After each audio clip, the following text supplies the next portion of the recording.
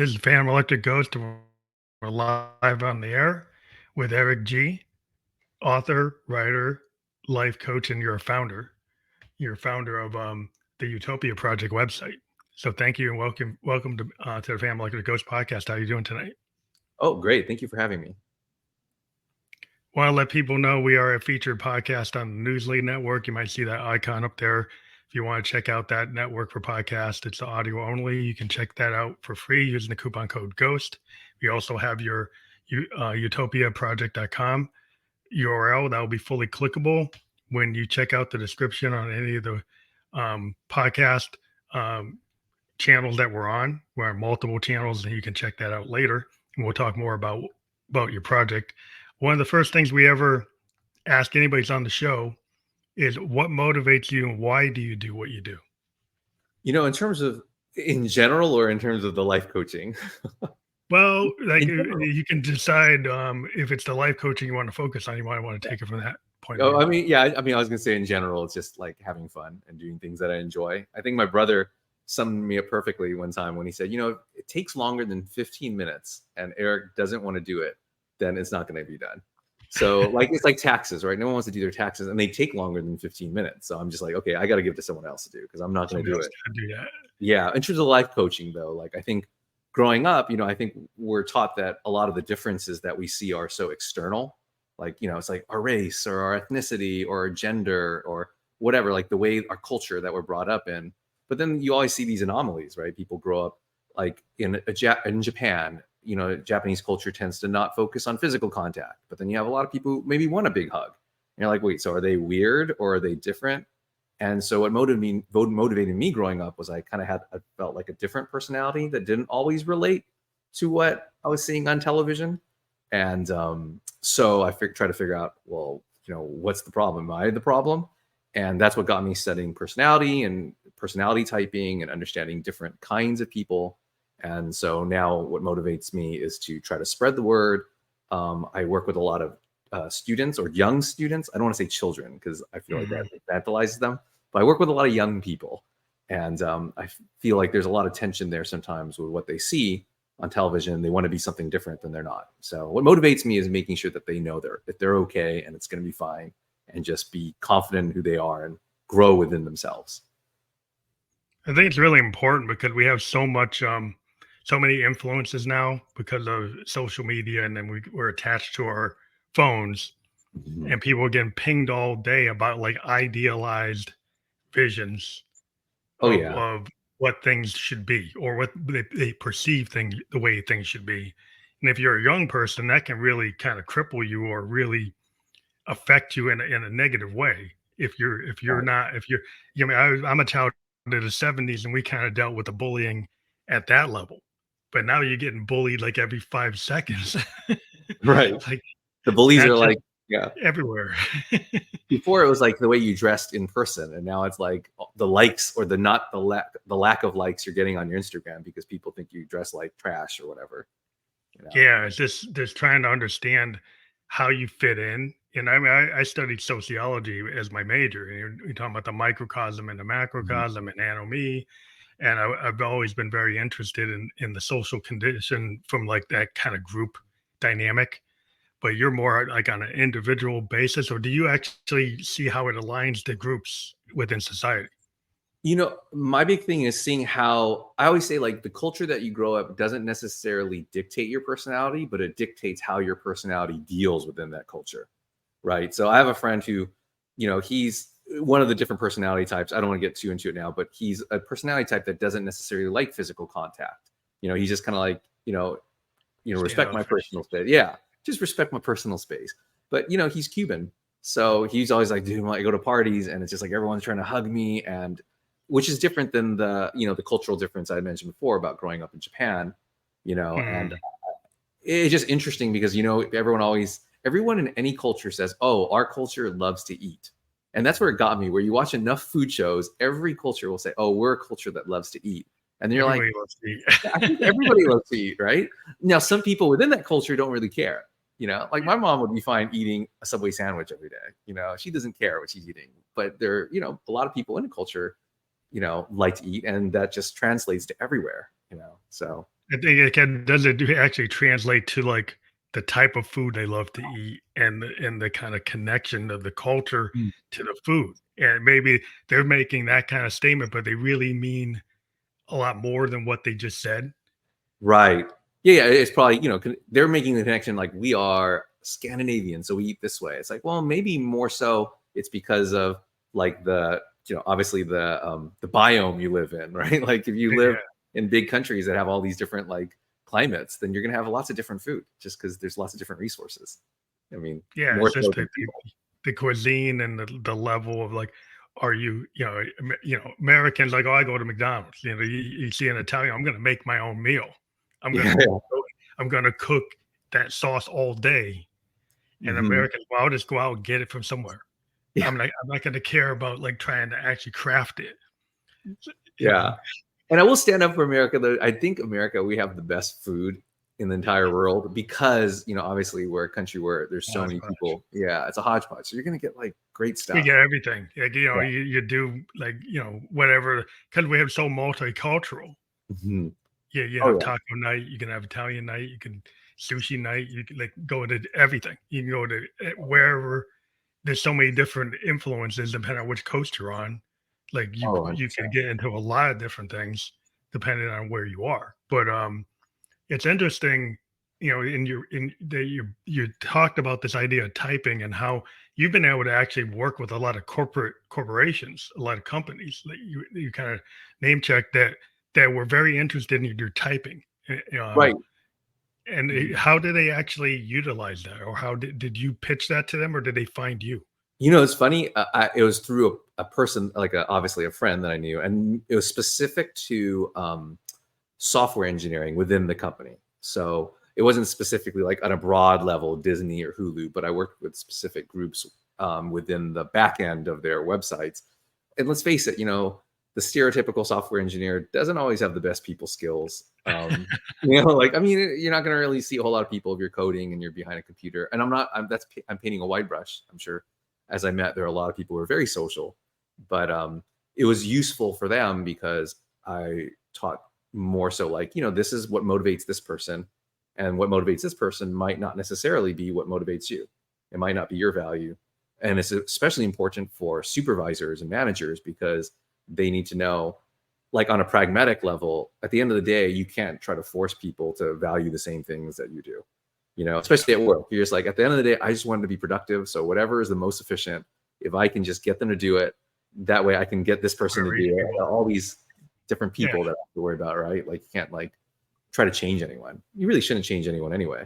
But Well, that's interesting because, like, a lot of times within the corporate grind or the structure, there's, like, like inside the cube, like the in the box type of thinking. And as oh, everybody says, they don't want to have in the box. But every corporate culture has their kind of idealized employee or what they think their performance standards are, and they kind of fit a certain archetype. But they'll tell right. you that they really don't want that. But then everything they're doing is kind of going toward that. Yeah.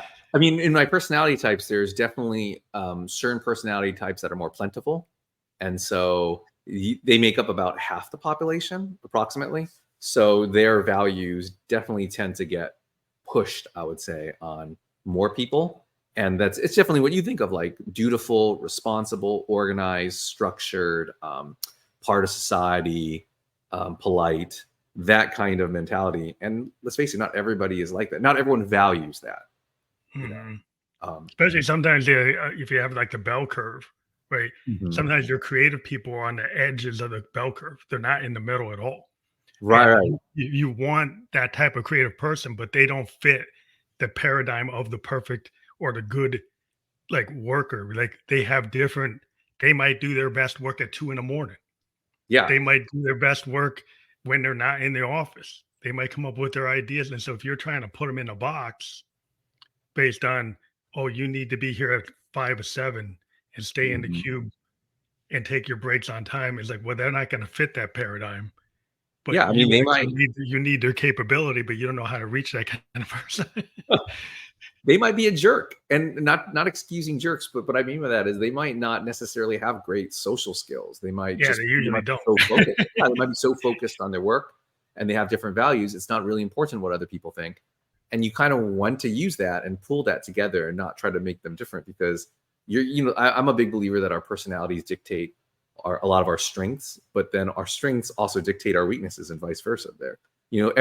One man's organized is another man's rigid. Like one woman's spontaneous is another woman's flaky, right? Like those come together, and that's just life.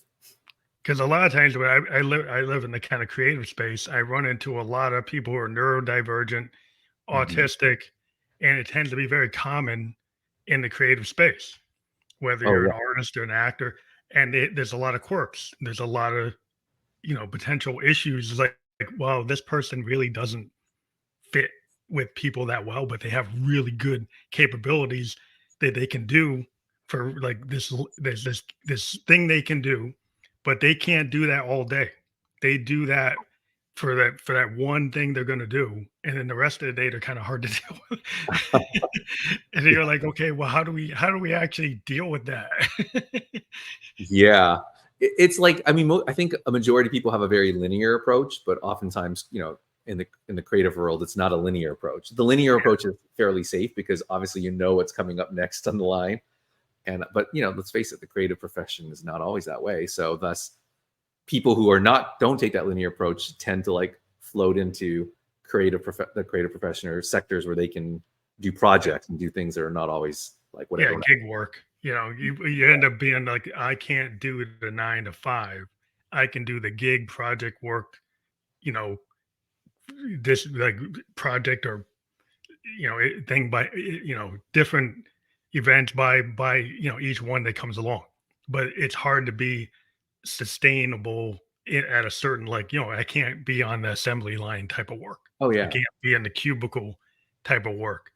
And there's a lot of capability now because the way the world is, where now people can do kind of like their own thing. They can create their own businesses. They have their own, a lot of these micro entrepreneur levels where they're able to actually, have that Etsy shop or have that gig work on, any of these services and just do it as they are capable of.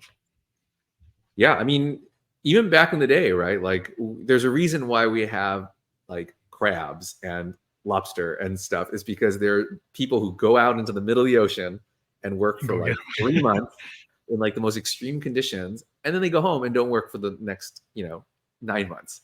And it's all part, like there are people who work from 3 a.m. The graveyard shift, that we may not see all the time, but that's part of life too. And so my whole thing is appreciating that we don't always have to do the same thing.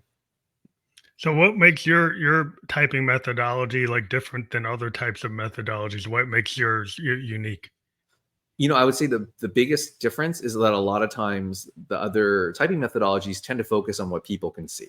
I know introversion, extroversion is a really big thing. I know there's tons of books on like, oh, introvert, you're not that bad, even though you're an introvert. And I'm always just like, well, that's like kind of like a simplistic way to look at it. Like if you're just looking at what you see in front and you're not thinking about the reason why people do the things they do, then you're not really getting the full picture. I think, we can see like a basketball player. You can have multiple basketball players in the NBA all doing it for different reasons. Like I'd imagine Shaquille O'Neal, the reason why he played basketball is different than the reason Kobe Bryant played basketball. And that's probably why they clashed a bit. Like Yeah. they just have different personalities, right? And so the same thing is true. So in my personality typing methodology, I focus on like people's core values. And my philosophy is that people have different core values. And I think that sometimes is hard for people to accept, because I think we can accept like differences on the superficial level. Like I come from a different culture. I'm a different gender. I like this kind of food and you like this kind of food. You're organized and I'm spontaneous. I think we accept those differences. But I think if you were to tell someone, oh, I know you value your family, but I don't really value my family more than this, they would Mhm. probably go, you're a bad person. Yeah. There's something wrong with you. Moral judgments come in. Yeah.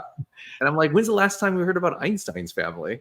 Like when did anyone talk about that? It's like, and he did. He had a daughter, and he wasn't a particularly good father. And Yeah. while that might not have been great for her as a civilization, we have all benefited from him being a Yeah. bad dad. And the idea that you've got to be the perfect like family person doesn't always fit into like your your place in the universe, like you have multiple roles as a person. Mhm. You know, you could, you know, you have different roles, and in certain roles you might fall flat of the expectation. In other places, if you're kind of like a really extreme level like person, that you have certain talent and all your energy, like Einstein went to that. Mhm. So he was kind of didn't have any left for his own family, you know, and that can happen. That happens. You see it in, you know, with actors, artists, Oh creative yeah. people. You know, you could see it with a CEO. If he spends all his time on the company, his family might not be too happy with him, you know, because he's having problems. He's like he's in therapy. It's like, well, you know, I'm putting 99% into the company. That's what it is. And at the end of the day, it helps if that company helps everyone. Einstein's accomplishments helped all, like, millions of families all over the globe. So at the end of the day, you just have, my philosophy is you have to do what you want to do. And as long as it doesn't hurt anyone, and as Mhm. long as it's true to yourself, then it's generally going to end up okay. Because, at the end of the day, we're Which talking about families, like a lot of, I work with a lot of parents and students, and I do feel like a lot of parents think that they need to spend more time with their kids than they actually should, because most kids, all kids always lie to their parents, right? And parents are always saying, "Oh, my kid doesn't lie to me." I'm like, okay, yeah, you're the first parent who's never lied. Like, I'm like, most kids don't really want to spend that much time with their parents at the end of the day. They're just like, okay, like, feed me, say hi to me, give me a home place to live, and talk to me give me for some maybe 30 space. minutes. Yeah. And then after that, I just want to hang out and play like Fortnite with my friends. Well, Like, yeah, it's just kind of space. You can't like it's like micromanaging your kid. Like, you know, everybody at the office hates the micromanager that's coming mhm. by every 15 minutes to see if you're at your desk and see where you are. Like, where are you on that? Well, you asked me like half hour ago. You asked me another hour from now. It's like, okay, Yeah. you don't trust me. Like, nobody likes the feeling that you're not being trusted to kind of, you know, Mhm. bare minimum. Is like, okay, shouldn't there be some level of acceptance of that? I can Right. do it. You don't need to show me every step.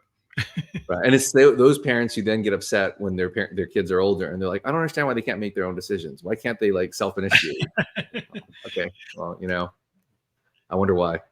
You don't give them critical thinking skills and you have to come in and override everything, then Right. they don't have any way to handle like if you're on you're the captain of the ship, you like if you never had to sail that ship in a bad ocean into Right. and you suddenly get the bad storm and then you're like, well, I guess this is not gonna we're not gonna make it this time. It's like you have to run into adversity to learn, right?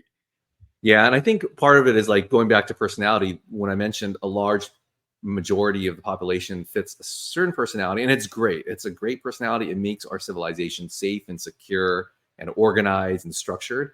But when your core value is security and safety, sometimes you can go overboard. And I think a lot of times they want certainty, and, if they're a parent, then they want to make sure that they are certain that their kids are going to be safe and that they're certain of the outcome.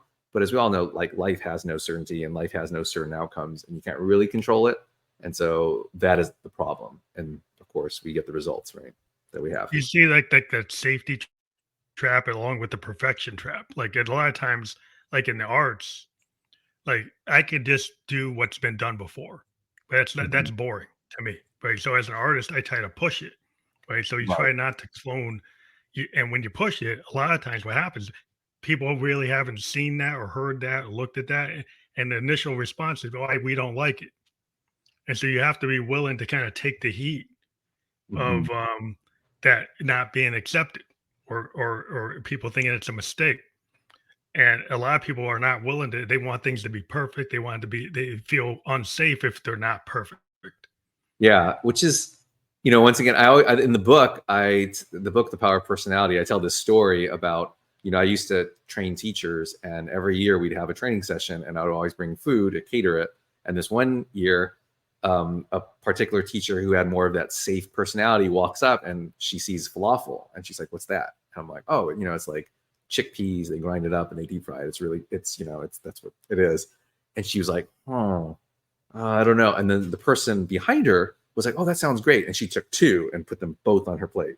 And so the more cautious person was like, "Oh, okay, I'll take one." And she eats it, right? And so 2 years later, same teacher comes up, and she's behind someone else, and the teacher's like, "Oh, what is that?" And so I didn't even have to explain what falafel was, because the previous teacher, who was cautious, was like, "Oh, that's falafel. It's like ground up chickpeas that they deep fry, and it's really good." You Wow. know, so it's like they do live in a state of security and safety, and they live in a bubble, but that bubble, you can expand it. That's the beauty of it. You can expand it extremely large to fit a lot of things. You just have to do it a certain way. And once she had her friend try it, and she was like, "Okay, that's like my security blanket. Let me try it." Oh And like yeah, I'm sure you find out have music the and you take chances. Hmm. permission structure. Like there's a who allows you to kind of what is it that allows you to kind of investigate or explore outside of your comfort zone? Hmm. Because the idea like treading water to some artists, the treading water is the thing. They will purposely kind of it seems like sabotage, right? They'll like a guy like Bowie. Bowie would create a character like the Oh, when Ziggy he Stardust. Or, Ziggy like Ziggy. He created Ziggy. He could have stayed in Ziggy and made millions of dollars, and then he would, oh, Ziggy's done going into Thin White Duke. Nobody heard that before. Nobody, he stretched himself. He would change characters and go into areas totally different genre. And you're like, why would you do that? And he actually had a comment where he said, as an artist, I don't feel good unless I'm kind of treading water, mm, where I feel like I don't know everything about this. And I right, feel better about trying something different. And not everybody's into that kind of adventure, you right. know, that they're like, wow, that's too scary for me. There are certain personality types that, obviously, it's not that majority that like caution or safety and security. There's the third of the population actually seeks like that excitement, that kind of feeling of being on a roller coaster. You're like, am I safe? I don't know if I'm safe. I feel like very unsafe, and that excites them. And that oftentimes they are artists, right? Because you have to take chances, and they're not taking chances just to take chances. It's that feeling of like, I'm not so sure about it, but I like it. I like that Kind of feeling. makes you feel alive. It's like that kind of Right. feeling like if you would adventure, you don't just stay in the house. You go into you seek things. You Right. do something beyond your ability. Try to climb that mountain. You try to, go and swim further than you ever did. The things that push yourself. And you're like, Mhm. it's not always safe to do that, but you have to have a certain level of ability to kind of believe in yourself. And there's like if there's a lot of doubt, you're not even gonna try that. Like if you have self-doubt and you Mhm. have imposter syndrome, you're never gonna really try to push the envelope. And it's not even just in the creative field. I feel like in sales, it's the same thing. Like things where you have to start your own business, which is creative, but it's when people have to hustle. There's that feeling of like, you know what, I might work my hardest today, and I might not get anything out of it. Or sports, right? People like, I'm Yeah. gonna spend my whole life preparing to be a great basketball player, and then they play at the lowest level of college, and that's as high as they can get. But the cool Mhm. thing is that personality can translate to other things. Like former athletes tend to make pretty good salespeople and entrepreneurs, because of that same mentality of like, nothing's guaranteed, but I like it that way. I'm going to hustle. And once I do hustle, then I should be rewarded. But That's interesting because like maybe we could talk about the pop psychology of like of the different ideas. I know you talked about extroverts, like introverts, but like alpha, beta. People always talk about type A. What are your mhm. opinions about like that? you know, I, I don't, because the type A people are thinking of it, always comes from that dichotomy of the personality types that want security and safety. So their type A is, so type A for them is someone who's confident and aggressive, and in making things feel organized and secure. So, but I don't necessarily associate that as also a strength. Sometimes it's okay to be strength, because I think we think of type A, we think of strength and pushing your way forward, but there's lots of different ways to get your way. Einstein got his way and got made his mark on society, and he's a pacifist, and he's Yeah, as, I don't want to say effeminate, but kind of like, like he is as the least aggressive person you could think of. And yeah. a lot of our society revolves around his ideas. So he clearly had his whatever his aggression or whatever his mindset pushed on the societies we know it. Yeah, Um, sometimes you can come in an approach of like more psychological approach where you're not like like trying to beat somebody over the head with the idea. but Hmm.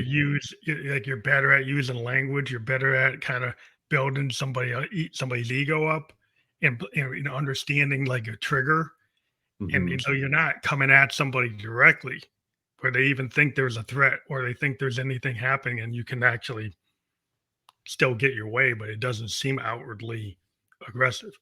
Yeah, it's like in boxing, it's like a good counterpuncher. Everyone knows that someone might be aggressive, and an aggressive boxer is great, but the best tactic for an aggressive boxer is going up against a great counterpuncher, because then they just Yeah, use or their aggression against them.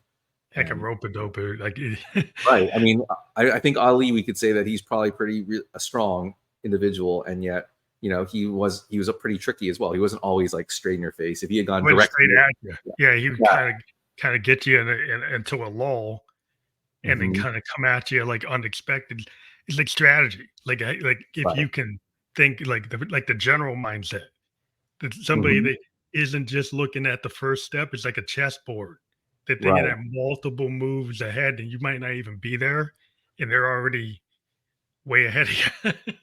And he kind of had to, like, or you're not going to go at George Foreman straight ahead, Like right? I that, like, mean, yeah, can't go not straight ahead. then, not even now. So, but So it's interesting, when you started to like use different methodologies, what types of how did you come about building your methodologies? Is it just from practical experience or lessons learned, or you had some y- teachings, or like maybe you can yeah, tell the story? yeah. So I started studying the different methodologies when I was pretty young, like probably when I was in my late teens, so 17, 18. I was like reading about the ones that everyone hears of Myers Briggs, the Enneagram, all those kind of methodologies, and I started using them. So I actually did follow them quite a bit. But as you do, then you start realizing, oh, there's like some issues here. Like I especially had a problem with introversion, extroversion. A lot of people would be like, yeah, it doesn't make sense because I'm extroverted in these situations, but I'm introverted in these situations. I'm like, I totally agree. That makes a lot of sense. It's based on the context. So there has to be another way to look at this that actually works. And that's where I go to the values thing. Like Mhm. someone who values something, like let's take Einstein, for instance. I think a lot of people might say Einstein's an introvert. Um, but if you get him in a situation where it really ties into his values, like if he was like at a conference talking about theoretical physics, Chris I bet Physics, you, he's gonna be the leader. yeah, he's going to be the person. He is going to be the top dog, and you're going to know it. So I started finding flaws in the methodology, and so I started creating my own. While I owned an education company for about a decade, and so we would have about 1,000 students a year.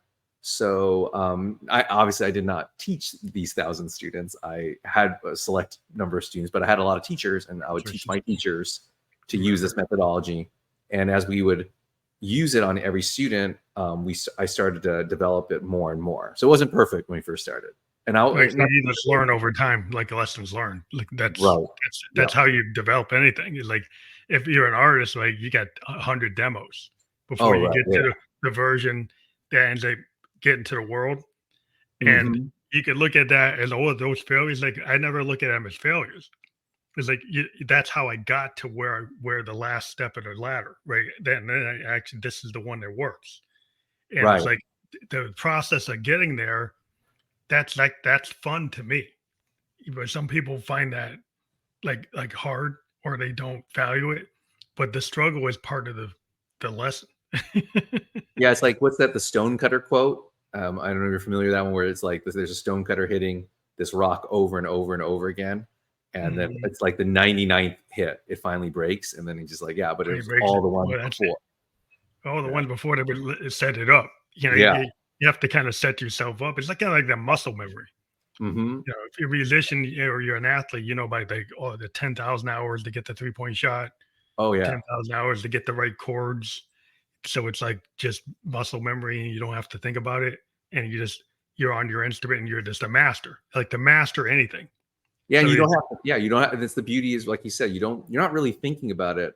Like, and I'm all for like the practical intelligence or learning that way too. Like I grew up playing basketball and coached basketball, and also grew up playing the piano. So I definitely have that mindset of like, yeah, like you suck in the beginning, you're terrible at everything, right? And with sports, everything's happening quickly.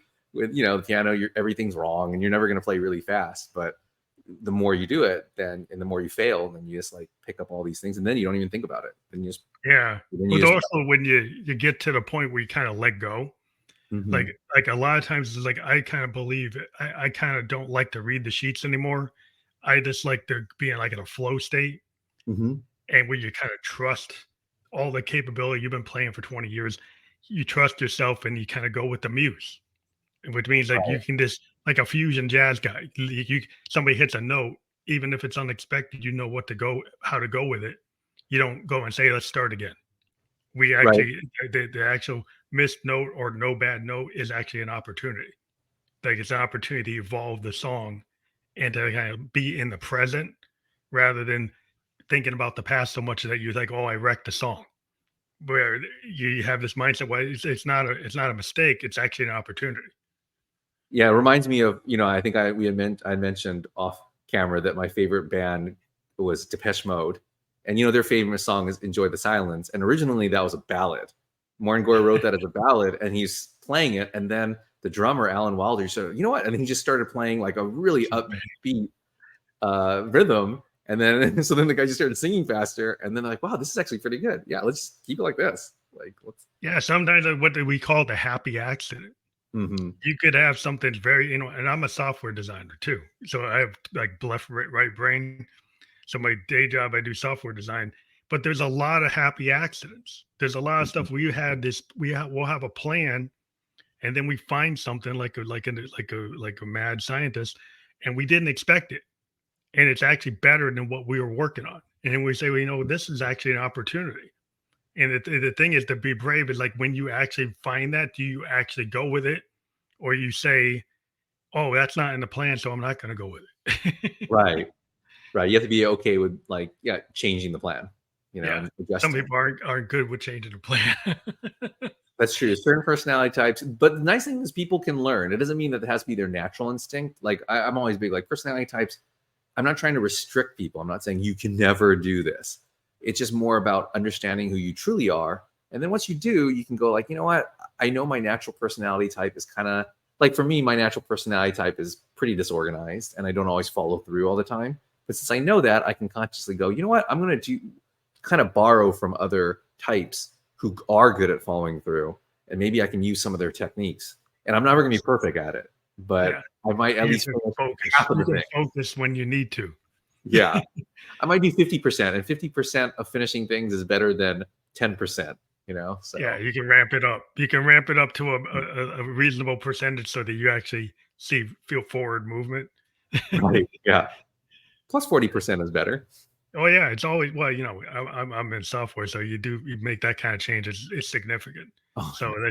that's still good. Mhm. That's a good shot. Like any day we have an improvement like that, we'd be like, that's a win. Yeah. How we have to to management, Oh, yeah. but it's interesting. Like the idea of like knowing your personality type and how it can affect your career. So like in terms of that context, do people come to you to try to actually that's the goal? You know, so I work with a lot of students, so they're just still trying to figure stuff out. Oftentimes, a lot of my students are like 16, 17 and getting ready for college. So that's a perfect time to be thinking about it. And I also work with adults who have been in a career and they hate it. And they're trying to figure out like what is wrong. Like I need to fix it. So it's kind of great because one feeds the other, right? Because like, and I'm not picking on parents, but a lot of parents have this idea sometimes that like, no, my kid is going to do this. They're going to have this approach and it's going to be linear and they're going to be a doctor. Lawyer, a doctor, a lawyer. Right. And I'm like, well, yeah, let me just tell you, I work with a doctor and he's miserable. And it doesn't mean that everyone is going to be miserable, but I'm just saying, like, it's not a guaranteed job that there's no guaranteed job that you're going to be guaranteed to love. You know, if you don't know yourself, that's the problem. And so it's kind of nice to be able to work with people like adults who are at that stage because I can just tell the students, like, hey, I know someone who is where you want to be and they're miserable. And it seems like if you keep on this path of trying that out, you'll be miserable too because it doesn't seem to fit you. Like I have this story that I've been telling over New Year's. I was shucking oysters and I got my cousin's kid to help me. And we're talking about his life and he's just recently graduated pharmacy school. And I'm like, oh, so like, what are you going to do? And he's like, I don't know, but as long as it's a job that I don't have to be in the same place all day long. I'm That's like, what a pharmacist is gonna yeah, do. really? Did you pick the wrong job? And the funny thing is, I already knew that going in. I remember when he first started pharmacy school, and I was like, hey, it's none of my business. I didn't say anything, but in my mind, I'm like, oh, that's a safe job, but he's not that personality. He's like the hustler personality. He's like the guy He who, doesn't want, he doesn't right? want to He's be in going to a try different things. drugstore all day. He doesn't want to be sitting behind the counter. Yeah. So, and so the funny thing is, like, well, I told him, like, hey, maybe you should do pharmaceutical sales, because pharmaceutical sales, that's a hustler job. You can travel, Yeah. you're on the road. The better you do, you got to start from the bottom, but the better you do, there's a lot of room to grow, and you can be an executive eventually. And he's like, well, I don't want to waste the hour or the time I spent learning all this stuff. And then I said, you only have one life. Do you want to waste that doing something you don't want to do or you don't like doing? You wasting more time. Yeah. 20 years doing something you don't want to do. Right. And so, and so I think that's a great example of, like, you start early and just try to figure out what you want. And I went inside after checking these oysters, and his mom had came out to me and said, like, I'm surprised that he helped you with the oysters. And I'm like, why?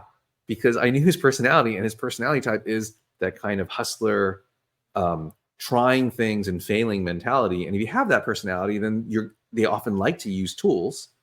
And I'm like, that's perfect for him. Here's an oyster. Here's a tool. You do this, shuck, flip, instant gratification, And so, it was perfect. Wow. So you were able to read them right away. That's interesting. Well, I mean, he's family, so I've known him. You knew him already, Well, but I think, that's a really good story, because I think a lot of times, like, you see during COVID, the Great Resignation, when people had all that time, they started to realize, like, well, I don't like being a road warrior. I don't like being in the home office all day long, and now I don't have to be there. And I was like, why not try something that people told me, well, that's a pipe dream, right? But a lot of people started looking at their pipe dreams and starting to, like, evaluate, like, if I'm not happy, like, why am I doing it? Like, what's the point? And so if you start to realize, what is their story? What did you really want to do? And if you feel like, well, now is the time to try it. A lot of times people get to that critical mass where it's like, oh, finally they've been pushed to kind of like, whoa, now I'm in the point where, like, I gotta do it now because I'm not feeling it. Yeah, I mean, once again, we only get one life, and once it gets taken away, we're not getting it back. And let's face it, in America, most of us here are pretty lucky in that we kind of have that luxury to be able to make those kinds of decisions, where we're like, oh, like, let me pursue the things I want to pursue, and I have those opportunities, where other parts of the world, they might not have that. So it's kind of nice. Or be more like, you're pressured, like you're kind of stuck where you are because of the structure of the society, and the economic structure leaves you like no room. You have no tools. You don't have the resources to actually set yourself up to the next thing, because, like, you have no capacity. Or maybe sometimes you might still have it, but the mindset might have been pushed down in the structure of the society, the class structure, where you don't feel like you're going to get any help, so you don't think it's possible. Yeah, here we have the time to reflect, and working with kids who are just about to go to college, it's a perfect time where I just asked them. I had a student, and I think I asked him, like, what do you want to do? Like, what are you thinking about? And all he said was business. I was like, okay, well, business, people tend to say that when they have a general idea of maybe trying different things, right? And so I'm like, and I always say, like, close your eyes, and I want you to imagine yourself, like, what is your dream job? Like, what do you see? And then he said, sports agent or sports executive. I'm like, that's better. That's specific. We can work with focused, more focused. Yeah. Right. And it worked with what I knew about him. It was perfect. I was like, oh yeah, you'd be a great sports exec. He already knows some college athletes because he's just very friendly, and they were his friends. And I was just like, wow, okay, this is great. Let's go with that. Another student said the thing he said was governor of North Carolina. I was like, that's very specific. Yeah, that's perfect. Maybe you don't become governor of North Carolina, but we know what path you're going to do. Maybe you end up being on some campaigns, or maybe a congressman, whatever. What we'll work towards is that, that's something that seems like that's close to your heart. Yeah, you end up being a politico. You figure it out. That's a lot. There's a lot of there's a lot of roles in that Mhm. world that you could get to be a power broker. Right. You might not be It's governor of North Carolina, but I you just can get don't behind the want you to scenes. end. Yeah, I don't want you to end up being, a truck driver. Probably, if you want to be governor of North Carolina, truck driver, those are two different things. Two Yeah, yeah. different mentalities. Truck driving is great for certain people, but probably not if you want to be governor of North Carolina. It's different. So, So, like over time, do you think do personality types change based on like age or different like points in your life that might not to do with age but just maturity level? I always say, and I write in the book, and it's one of my favorite lines. Of course, I'm like fanboying my own line, but I don't think people change, and that's the number one question. People, can you change your personality type? And I'm a big believer that people don't change; they can grow, though, and you can either grow into a better version of yourself or a worse version of yourself, right? So my goal is to help people grow into a better version of themselves. And I think that's if someone feels like their personality type has changed, I generally think if they didn't know who they really were Oh, they were beforehand, just and they're like, misidentified who they were. yeah, and they're starting to learn more about themselves, or vice versa. They might see someone like, oh, but they've changed. I'm like, well, maybe your perception of them has changed because you're seeing parts of them that you didn't realize. And I think the right way to go because you don't want to think like you can change people because really what I found in my experience is when people say, oh, people can change, what they really mean is this person can change into something that I want them to be. It's like a more parent saying, more yeah, relatable to me. parents are like, but they can grow into wanting to be a doctor. They can change. I'm like, well, okay, like they don't even like blood. Okay. Come on. Yes, that's not happening. Yeah. But do you find that some people like think that like their personality is their career?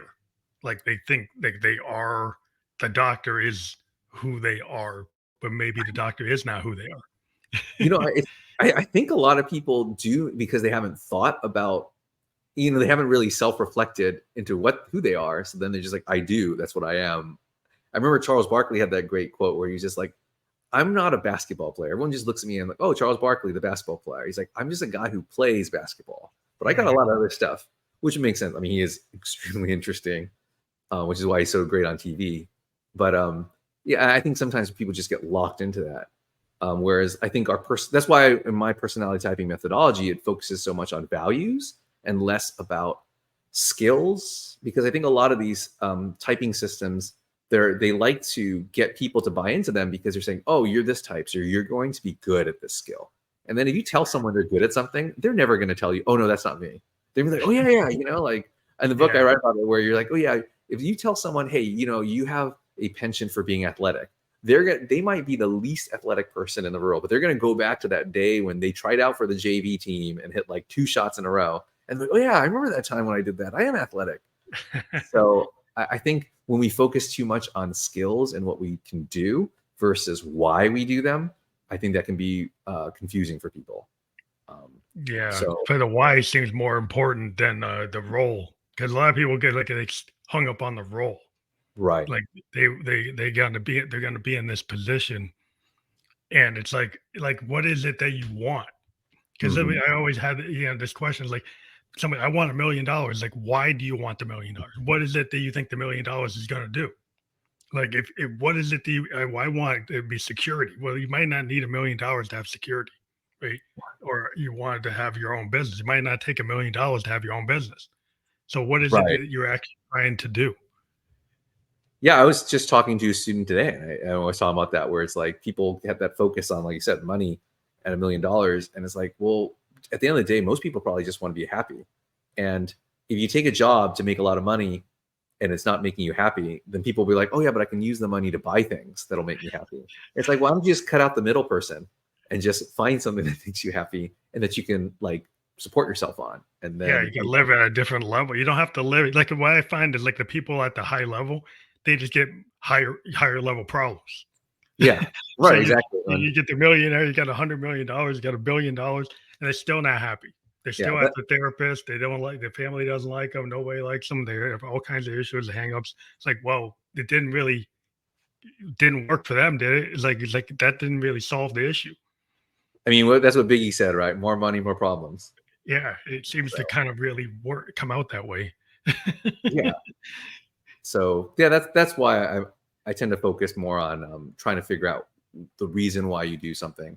It can also translate really well too. Like if someone says, "I want to help people, so I want to be a doctor," that makes sense. But if you have a difficult time being a doctor, that's okay. There's lots of other jobs where you can help people. You can be a teacher, you can be a nurse, you can be lots of different things. If let's say you're afraid of blood, just knowing what you want and why you want it is really important to opening up your world as opposed to being so narrow-minded. I think. Yeah, there's a lot of advocacies that you can get into, like a lot of social causes you could go into, all kinds Mhm. of NGOs and all kinds of things that you can end up doing, having a lot of impact, um, without, necessarily, oh, it has to be the surgeon. Well, you might not have surgeon level capability, but you still can have a big impact if you get with the right organization, or maybe you even create an organization because you start to have a passion. Mhm. If people follow their passions, they tend to be more aligned where they want to be, rather Right. than saying that passion. Oh, there's some kind of shame about the passion. Well, you shouldn't want that because you should just be the accountant because that's what's respected. Yeah, and some people like accounting and they like it. Not to And put all it down, but yeah, it's like you just gotta you just figure out what you want to do and not feel like you have to always like punish yourself by doing something that you don't want to do. well, yeah, I mean, a lot of times if you get that business degree, you're going to end up into like actuarial accounting, Mhm. that kind of economics, and you might hate that, but that's the path you took. You went and got your MBA. You went on that track, and I've been in that kind of finance world, bank and insurance, and so many of the people that are sitting in the office, they don't even want to be there, but Yeah. they got stuck because they kind of believed in all the credentials they got, right? And those credentials that are on their name are actually kind of like an albatross around their neck. Right, because it's almost like now I guess I have these, so now I have to do this because then I'm wasting it. Like Yeah, what my it's like, cousin why said, did that you get all waste. those and you're gonna dump them? Which it seems like a radical thing. And you get to some people who do, oh yeah, I'm not realigned with this anymore. But it's a hard thing because you aligned yourself with all those acronyms Yeah. on your name. And how do you get And out of that? it's actually fits into the safety security thing a lot. I mean, all those acronyms make us feel safe and secure, right? Because it makes us feel important, and feeling important gives people a sense of security. But if you know that the reason why you're doing it is just because you want to have a certain amount of comfort in your life, then there's lots of avenues you can take that don't involve sitting in an office and being an actuary, where you have comfort. Maybe you want to be a chef and you want to like start your own restaurant and have like, not that that's super comfortable because that's pretty stressful, but like something where you're giving comfort to people. There's Yeah, lots of different options there. there's a lot of ways that you can take, that nest egg and then use those, like, hey, at this point it served me to this point, and now this is where I pushed down my childhood aspirations because I thought I was told that's not realistic. Mhm. But now I'm like questioning, like, well, why did I push that down? And really, those things are what I'm dreaming about. So maybe I should try to actualize those things that I'm dreaming about all the time. Yeah. Yeah, I mean, once again, you might not be governor of North Carolina, but you're probably going to, if you know that's what you want and why you want it, you're going to get somewhere close. You're going to get something where that's going to close, meaning somewhere where it's going to make you happy. More aligned with it. Like if you can get more aligned with what your aspirations really are, rather than what people are telling your responsibilities are. Right. Right. So there's like a level, like, okay, well, you got to be able to feed yourself and clothe yourself and house yourself. But if you can get beyond like the bare minimums and your responsibilities and actually get closer to your dreams of what you actually feel you are. Because a lot of people, they start finding out, like, well, I'm not really aligned with where I want to be or who I am. Yeah, and as long as you're also willing to put in the work, and that's what I always tell students, like this method is not easier. The Mhm. following your dreams is harder Yeah, because it's hard. you got to really go for it. And but the nice thing is it might not feel safe, but at the end of the day, life is not really safe anyway. You have all these people who have these degrees graduating because their parents told them to get good grades and listen to their teachers and do these things so that they could get a job. And then you have these people, once they graduate, these kids are like, okay, where's my job? And they're just like waiting for it to give it to them. And then their parents are like, well, you're supposed to work for it. And the kids are like, yeah, but you didn't tell me how to work for it. You told me if Yeah, I yeah. did So everything you're you told supposed me to to. just get it. Yeah, you told me I get the corner office. And the nice thing about, thinking about what you want and going for that is that you never have that. There's never that assumption. You always know that once you leave college, it's going to be work. But yeah, you got to show up. The thing is like it's very, a lot of times the arts is it's very workmanlike in terms of there's a lot of work you put into it. All the hours of the practice and the repetition and the skills building up and the failures. Everybody always Yeah. wants to act like it's an overnight sensation. And I've talked to CEOs, I've talked to entrepreneurs, I've talked to actors and musicians and authors. Like a lot of times, like, the first book didn't work, fifth book didn't work. It's the next day, then suddenly it's this thing work. It's like it's not giving up, it's showing up, it's actually learning, like lessons learned and willingness to explore and to really address the impact of like, okay, why didn't this work? And not kind of beating yourself up, but like trying to learn, well, what aspects of this could still be valid, and it's that they kind of work. And it takes it's a lot of work to, it's not something they really say, you're not going to just win the lottery. You know, Yeah. you got to actually put the work in. And that's why it's so important to enjoy and to know that that's what you want and to enjoy it, because you really, I guess, I mean, it's cliche to say, but you really do have to enjoy the process, because if you don't enjoy that process of like Yeah. struggle and rejection, then it's not worth it. No reward at the end is worth it, because that reward might not come. So you might as well enjoy the process.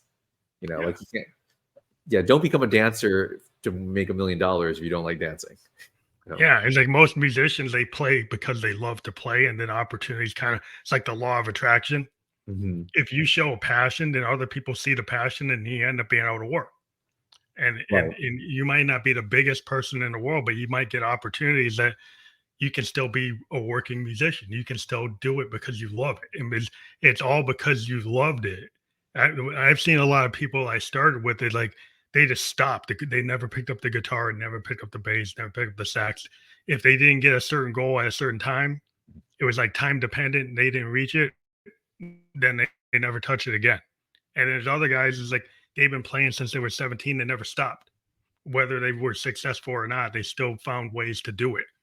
And at whatever level they're at, they're kind of happy where they are.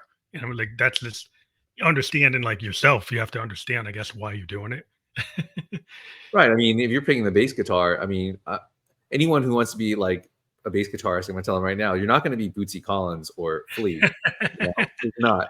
Sorry. But that's okay. Like, it doesn't, like, that's what you were saying before about not letting like the perfect, right? That idea of the perfect be the enemy of the good.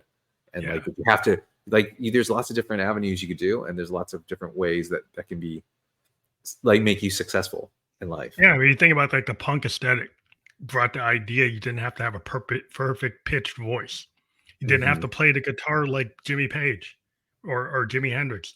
If you came out like the Ramones or the Clash and you had passion, the passion in itself was the thing. And so there are different forms of music where you don't have to be the best. I mean, look at Lou Reed. He doesn't sing. Lou Reed was a poet, and he purposely did things that were discordant, that were noisy, that were kind of abrupt and outrageous on purpose because he was more of a poet. But he found a way. He initially started in '66 with the Velvets, never went anywhere. Then suddenly in the '70s, David Bowie found him and Walk on the Wild Side. The same ideas he had in '66 suddenly worked Right. because Bowie was a fan of his stuff with the Velvets and he loved it. It didn't sell, but Bowie personally actually had listened to that stuff and thought Lou was like amazing, was like in awe of Lou Reed. And Lou Reed wasn't making any money. Yeah, I mean, and there's people who like, I mentioned like I have a lot of random allusions in the book and pop culture references, and there's one like I don't know if you're familiar with Eva Cassidy, but she's that great singer, and she never made any money, and she's such a great voice, and you listen to her, and I think she only did shows like in Baltimore, I believe, where she's from, but that's who's to say that's not a successful life? I'm sure she had a great life, and enjoyed it while she could. And I think Yeah, that, sometimes like you might not have an impact in your time. Like William Blake, the great Victorian poet. mhm, Nobody found his work until he was gone. It was in a barn and he actually etched it in metal. So all the songs of innocence and experience were etched in metal.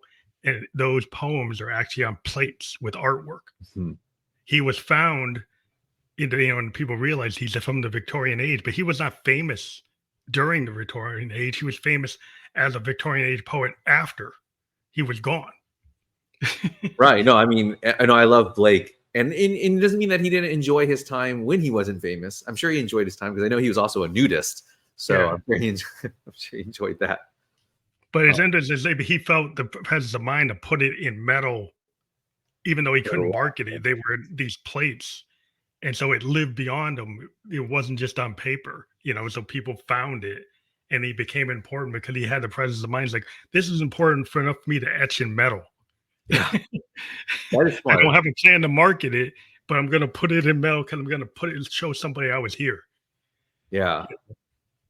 Kind of like Emily Dickinson, even though she didn't put it in metal, she hid all those her poems in like crevices in the Yeah. home, you know. Yeah. Like, that you want to put it into the world. Right. Right, So you're not scared, at least trying to put it into the world with whatever your capability is, but realizing that it can be in the world. right. So it's been great talking to you, and we end up talking a lot of far-ranging ideas. But if people click on your utopiaproject.com, can you tell people what happens when they go to your website? Yeah, so if you click on that link right there, down there, it'll take you to. I don't know why I have two websites. I have two websites, one of which is mainly more focused on the ideas and a lot of articles, and that's the website that'll take you to. But that link will take you to take the assessment. Hmm. So basically, you can find out what personality type you are. I use animals, so you'll find out which one of the 16 animals that you are. Some are more appealing than others. My animal personality type, the animal is not that appealing, so don't get mad at me if your animal is not appealing because mine is not either. But some people get the fox and like, oh yeah, I'm a fox, I love it, So there's some that are just like a little bit more appealing. But and from there, then if you want to learn more from what you learned about yourself from just that website and the links, then buy my book, The Power of Personality. You can see it right over my left shoulder there, You can get and that that'll also everywhere. Can you you get can get that at that. Amazon or just your website? You can get that everywhere. Yeah, Amazon, Barnes and Nobles, wherever you buy books, I guess they say. You can get it there, and that book will teach you how to understand people better and actually how to type them as well. So I always Hmm. say that too when you're taking a test.